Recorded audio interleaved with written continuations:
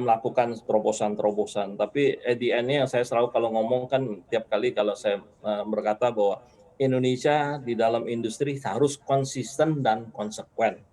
Konsisten tuh kalau peraturannya benar-benar mau pendalaman industri. Jangan di tengah jalan import lagi dengan alasan mahal lah, susah lah, investasinya berat segala macam. Dan konsekuen itu kita benar-benar kalau dikasih buat industri insentif atau apa diberikan gitu. Tapi saya setuju kalau mereka gagal apa panis apa gitu. Nah, yang berjalan ini selama berpuluh-puluh tahun kayaknya pendalaman industri kita yang nggak terlalu kuat sehingga kelemahan kita adalah salah satunya adalah competitiveness kita. Jadi kalau kita membuat apa selalu kita kalah. Bukan kalah bagaimana, saya nggak katakan semua, tapi pada umumnya kalau umpamanya buat industri-industri itu kita kalah hanya beberapa yang kita punya advantage lah karena sumber daya alam di sini, misalnya makanan minuman kita harusnya kan lebih advance dari mereka karena kita punya segala macam ya kan. Kalau Apa mungkin yang membuat otomotif kita ya lebih banyak kalahnya nih Pak Joni?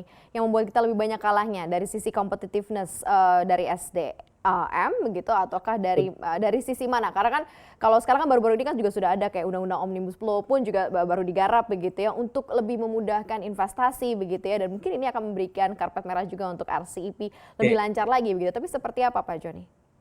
kalau dulu kan isu pertamanya infrastruktur, listrik kurang, jalanan kurang, port kurang. Sekarang kan sudah diisi. Nah, terakhir kan diketahui bahwa handicapnya adalah salah satunya adalah peraturan, ya kan? Itu sudah keluar Omnibus Law kan dulu kan di periode pertama Jokowi kan keluar yang namanya paket ekonomi udah sampai 16. Nah, ini Betul. tidak berjalan kan? Debirokrasi tidak jalan gitu. Kenapa? Karena ada tumpang tindih yang menerobos ini nggak gampang. Maka terjadilah yang namanya Omnibus Law. Nah, Omnibus Law ini benar-benar kalau benar-benar dijalankan secara konsekuen, ini sangat luar biasa bagusnya. Dan ini kesempatan kita untuk benar-benar membangun industri. Jadi memberikan sesuatu tidak berarti bahwa kita menjual sesuatu, tapi kita bagaimana memanfaatkan kedatangan mereka, baik investor asing maupun investor lokal, untuk melakukan pendalaman industri dan di situ kita mengambil value added-nya. Value added-nya contohnya misalnya nikel. Ya, contoh nikel lah, tambang nikel. Nikel itu Ya. jangan sampai barangnya itu dikeduk, dibuang ke sana, diproses lagi balik. Nah, sekarang nikel itu kan bisa dibuat baterai lah, bisa dibuat proses apa. Batu bara, itu kan dulu kan kita jual aja kan. Kenapa tidak dibikin misalnya metanol, kita dibikinin macam-macam diversifikasinya. Ya. Sehingga dari metanol itu kita bisa bikin baju polyester segala macam. Kan dulu kita berpikiran baju itu selalu dari kapas kan, Ya. tapi kan Ya. sebenarnya enggak gitu.